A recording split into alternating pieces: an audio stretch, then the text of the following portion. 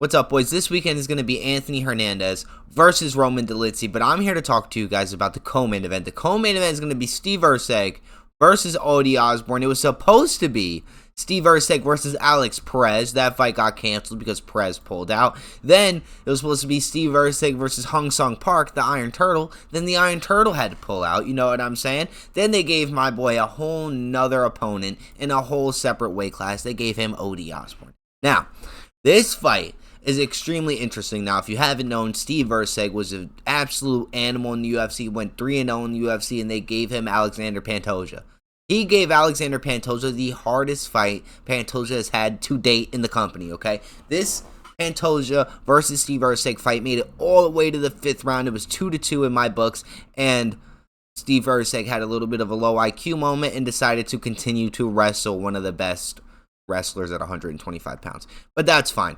Ever since that loss, my boy has had like the worst luck. The worst luck. As soon as he got beat up by Alexander Pantoja, I mean, it wasn't really getting beaten up, but it was close. He went out there and fought Kai Kara France, and Kai Kara France separated my boy from consciousness. It was just a little bit unfair. If it was a little unruly, if we're being real. Right after that, they say, you know what?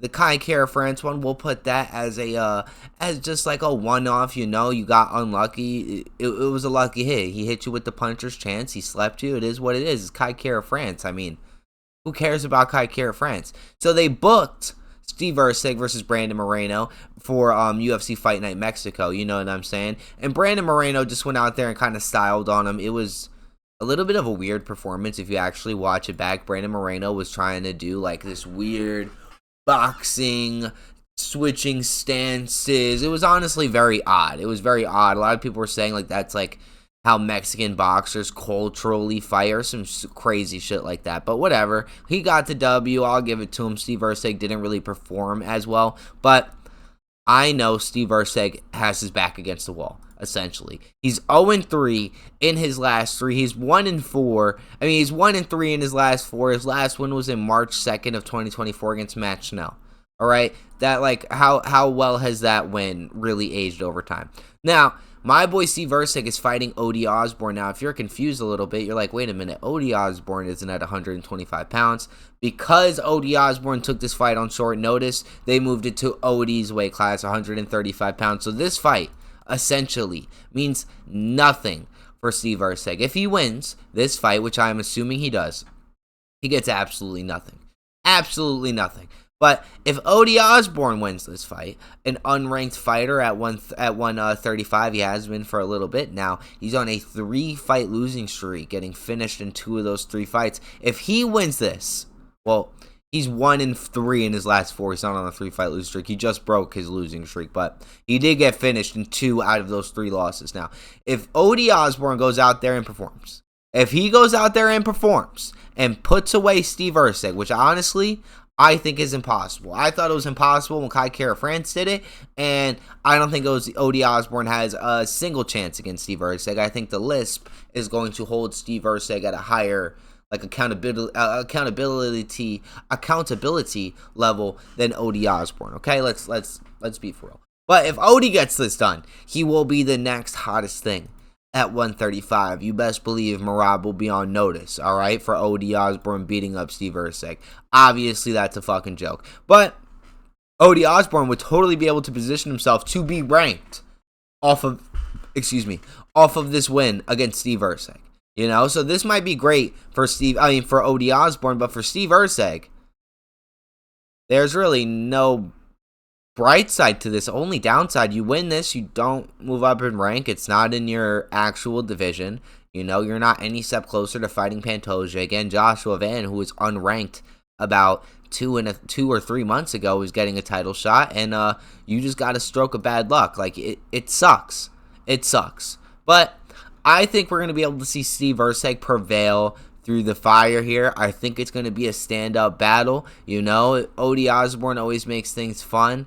And Steve Erceg is just a talented technical striker, boys. He's a talented technical dude. He does like to go on the ground every once in a while, but I'm going to be honest with you, I think he learned his lesson about shooting random takedowns in the middle of the fight when he fought Pantoja. All right, we're not shooting takedowns unless we absolutely need it to secure the round, or we think we can get something done with these takedowns. You know what I mean? Why are we shooting takedowns just to get reversed as soon as Pantoja hits the mat? It's all right. Steve Erceg, we live and we learn. You know, you are a little younger. My boy's a little young. Where's his age? My boy's only 30 years old. He's only 30 years old. He's at the top echelon of 125 pounds. We're going to be seeing Steve Erceg for a long time, boys. We are. That Kai Kara France loss hopefully does not, you know, stick. Like, I'm just going to count that as a one-off. You lost Kai Kara France. If that was anybody else, I would be like, hey, he's going to lose. He lost to Kai Kara France. Kai Kara France is literal pillow hands. But I'm going to give it to you, Steve. You know, you just got off of a tooth and nail performance against Alexander Pantoja, and you took this fight against Kai Kara France about 4 months after that fight. So, Steve Erceg, man, I'm hoping you get this done, even though it's literally not gonna do a single thing for you here. But I'm rooting for you. My paycheck is behind you, and I think you get this done. I think Odi Osbourne is gonna stay unranked after this fight. I hate to say it, Odi. You know I fuck with you. Your samurai emote that you always do before you go in the octagon. I like it, but I don't think you're going past the Astro Boy, the man with the lisp, the man who people call Michael Scott from The Office, Steve Erceg. All right? I'll catch you guys in a little bit. Roman Dolidze versus Anthony Hernandez right around the corner, boys. Go tap into my locks of the week. I dropped my locks of the week on Monday. Let's go get rich. Just line this parlay up. Make sure you like, comment, and subscribe if you made it all the way here. We stopped with the gifts. You know, I don't know if you noticed. If you've been around for the channel for a little bit now, you've noticed that how I started making videos was like this, very personal. I would just start recording and I wouldn't edit it, and I would just talk and then post it. And then recently I've been editing my videos, throwing GIFs up on, like, over here on screen, and getting a little bit crazy with my editing. And the views aren't really smacking the way I wanted to. Maybe if we get a bigger audience, you know, I can get back to that editing style. But for now, we're going to keep the editing to a minimal, all right, just so we can continue to pump out content for you guys. You know, I love talking about MMA. I would be talking about this regardless, even if I had nobody watching this, or if nobody even watches this video anyway. Honestly, it doesn't bother me. I talk about MMA all day. It's kind of all I can think about. It's the only cool sport that we have. It's the only cool sport that we honestly have, boys. Let's keep it a buck. All right. Anyways, if you made it this far, make sure you like, comment, and subscribe. I really appreciate it. I've been waiting to get to 300 subscribers for like forever now, and then we're gonna wait to get to 310 and 320 and so on and so forth until we hit how many people live in the world, like 8 billion or something like that. Until we hit 8 billion subscribers, I will be having a subscriber goal 100%. All right, and then when we hit 8 billion, I'm gonna ask everybody to make second accounts so they can subscribe again. All right, so we could have 16 billion. Think about those numbers, all right? 16 Bs, all right? I'll see you guys in a little bit. Let's get this bread. Let's keep talking about fights, and I hope you guys have a good day. Peace out.